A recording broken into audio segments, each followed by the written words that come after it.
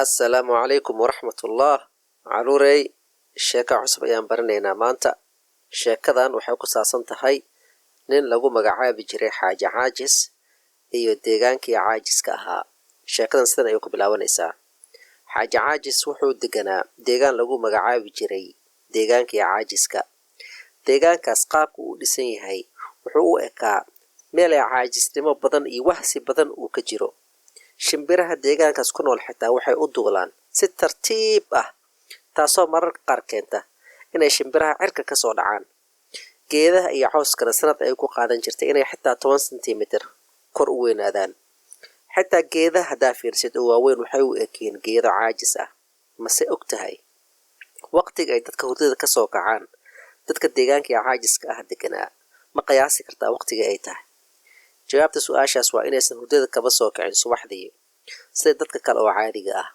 waxay hurdada ka soo kacaan galabtii haddii aad fiiriso saacadaha deegaanka caajiska ah meeshii laga rabay inay 24 saac tusto waxay u muuqataa oo kaliya meesha 4 saac inay maalintii tahay maadaama wax walba oo meesha yaala si gaabis ah uu ku socdo ama si tartiib ah uu ku socdo 4 saac oo kaliya ay ka koobnaan jirtay maalintooda si walba oo ahaataa arrintaas sheekadan waxay ku bilaabanaysaa xaaji caajis oo hurdo culus ku dhex jira xaaji caajis waqtiga uu ugu jecel yahay noloshiisa iyo meesha uu ugu jecel yahay waxay ahaayeen marka uu hurdaayo iyo marka uu sariirtiisa saaran yahay sida uu u hurdaayo ayaa hal mar indhihiisa soo furay dhowr jeer ayuu hamaansaday kadibna hurdo ayuu ku laabtay dhowr saac kale ayuu hurday xaaji caajis kadibna indhihiisa ayuu furay 2 jeer ama 3 jeer ayuu hamaansaday kadibna hurdo ayuu ku laabtay waqti dheer kadib ayuu hurdadii ka soo kacay si uu u samaysto quraac laakiin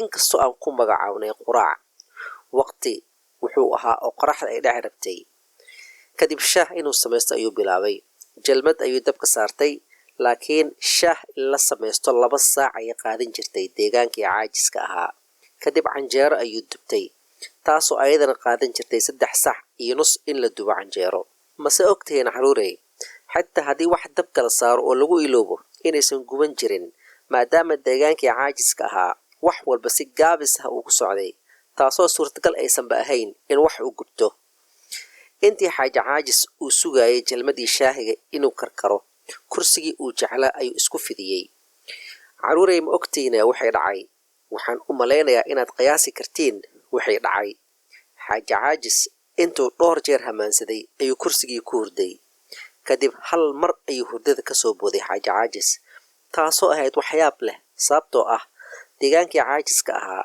qof wax ka naxiya oo hurdo ka soo kacaya ma ka dhici jirin sababta xaaji caajis uu u booday ayaa waxay ahayd cod uu maqlay uu ku qaylinayay ka kac hurdada ka kac 2 nin ayaa hortiisa taagnaa oo hadalkaas ku qaylinayay mid ka mid ah ayaa yiri hurdada ka soo kacay haddana soo raac ninkii kalena wuxuu ku yiri macquul ma ahan maalintii oo dhan inaad noo hurdo xaaji caajis ayaa weydiiyey yaa tihiin idinka isagoo aad u yaaban markaas waxay ugu jawaabeen anaga waxaan nahay dadka caajiska ah dadka hurdada ka kiciya oo ka soo bixiya oo dadka shaqo u sameeya oo mashquul ka dhiga ee hadalka badan jooji haddana soo raac waqti ayaa nagu socda laakiin ayuu dhahay xaaji caajis laakiin looma baahna ayaa lagu yiri mid ka mid ah ninkii ayaa yiri shaqooyin badan ayaa noo yaal oo ay ka mid yihiin beer u baahan in la soo falo dhar in la feereeyo u baahan arday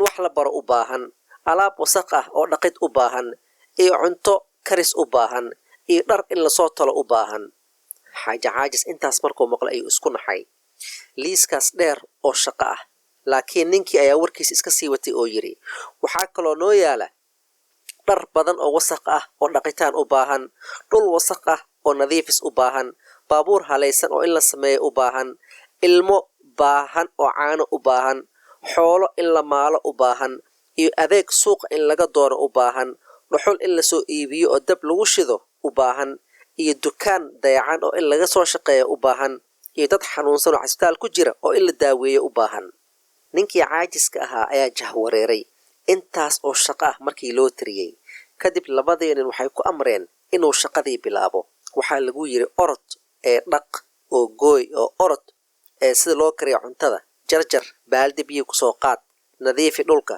dharka feereey 100 shaqo oo uusan weligiisa maqlin ayaa lagu amray inuu sameeyo. xaaji caajis alla miskiinsana aad ayuu u dhibtooday. markii intaas oo shaqo ah uu qabtay ayaa waxay dhaheen waxaa kuu haray in wax badan oo socod ah lagu geliyo maadaama fadhi iyo jiif uu kaa batay. markaas ayay wadeen socodkii ugu dheera ayaa loo waday ebedkiisa. xaaji caajis sidaas aad qiyaasi kartid waa nin aan marnaba socod ka jeclayn iyo wareeg inuu aado. haddii uu awoodi lahaa inuu fariisto uu fariisan lahaa. fadhigan wuxuu kasii jeclaa in uu sariirtiis iska fuulo oo xitaa uusan fariisanin. laakiin nasiib daro maalintaas waa la qasbay oo xur ma ahayn. waxaa la lugeysiiyey dhowr kilomitir ilaa lugihiis ay gaareen inay jeejaxmaan. maskiinsana xaaji caajis siday u socdeen ayaa waxay gaareen deegaan kale oo lagu magacaabi jiray deegaankii hamaansiga. markaas ayaa mid ka mid ah nimankii wuxuu yidhi baashaalka runta ah hadda ay noo bilaabanaysaa. tartan orod ayaad galaysaa. firimbiga marka aan yeeriyo xaaji caajis waa inaad orodaa. waa inaad u orodaa sida farasta oo kale. ilaahow ayuu ku ooyey xaaji caajis. kadib hal mar ayaa firimbigii yeeray. xaaji caajis wuxuu isku dayay inuu ordo laakiin lugihiisa dhulka waa ka qaadi waayey. xaaji caajis indhaha ayuu furay. kadib ayaa wuxuu arkay sababta keentay inuu dhaqaaqi waayey. sababtana waxay ahayd in xaaji caajis uu kursigiisa ku jiifay.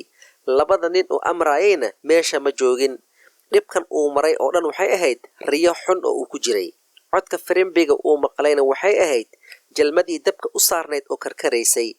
markaas ayaa xaaji caajis hal mar neef weyn ka soo faqday. markaas ayuu jikada fariistay si oo quraacdiis uu cuno. ma ogtihiina waxay dhacay intaas kadib? labadii nin oo uu ku riyoonayay ayaa si run ah guriga ugu soo galay. kadib ayaa waxay ku amreen intii shaqo ah. sheekadaas meesha ay ku eg tahay. caruurey waxa aan ku baranayna sheekadaas ayaa waxay tahay in caajisku uu yahay wax xun. xitaa nabiga sallallahu calayhi wasallam ilaahay macnaa uu ka nabadgalay caajiska iyo wahsiga. marka waxaa loo baahan yahay in waqti hore lasoo tooso subaxdii, 5 salaad in la dugto, in la shaqaysto, in iskuulka la aado oo wax la barto, in waqtiga aan layska dhuminin baashaal iyo sheekaysi iyo telefishin iyo game oo la cayaaro inaysan wax fiican ahayn. taas cagsigeed waa in la shaqaystaa oo dadka aan laysku halaynin. waa in wax la bartaa. waa in wax la akhriyaa. waa in adduunyada wax lagu soo zaa'idiyaa. guriga marka la joogana familka waa in la caabiyaa.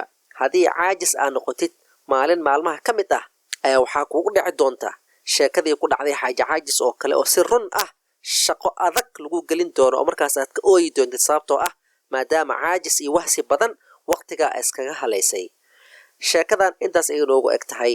intaan sheeko kale kulmi doono waxaa idinkaga tegayaa assalaamu calaykum.